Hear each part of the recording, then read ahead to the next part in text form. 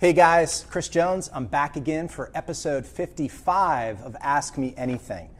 The question that I'm going to answer right now is a game changer. Hopefully you're ready for it. How do you overcome something negative in your professional life? How do I do it? Doesn't it feel like life is sort of a series of ups and downs? Little bit of news, breaking news, that's life, right? So it's not necessarily what happens to us, but how we deal with it, how we interpret it, how we define it, how we reframe it when it's negative, that matters most.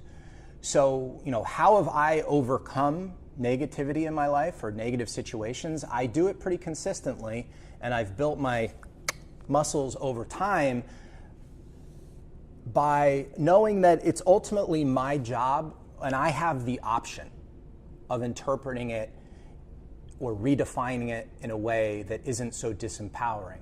Because negative shit happens. It's going to happen. And the ability to kind of blunt the impact that it has on our lives could make the difference between us getting into an argument with our significant other, missing a business opportunity, telling someone you love, something hurtful. It could be part of a series of negative occurrences that happen in your life that put you in a really bad place. Depressed, angry. You start to feel like, the odds are stacked up against you, that you just can't get a break. So I would argue that our ability to embrace the fact that our interpretation of events, positive or negative, is what's most important, not what actually happens to you.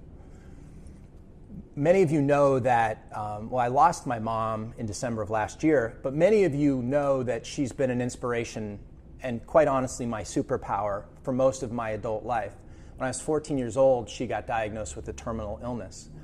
So this woman was literally in and out of the hospital for literally 20 years. Crazy what she had to go through. But she was living on Murray Street in 40 Fort, and I was just in from college at the time.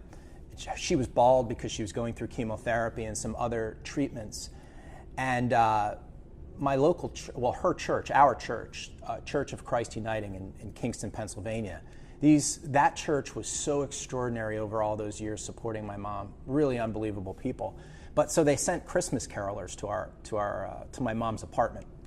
And like I said, it was younger. I was a bit younger, but I'll never forget this, and I'll share this story with you to show you the power of interpretation.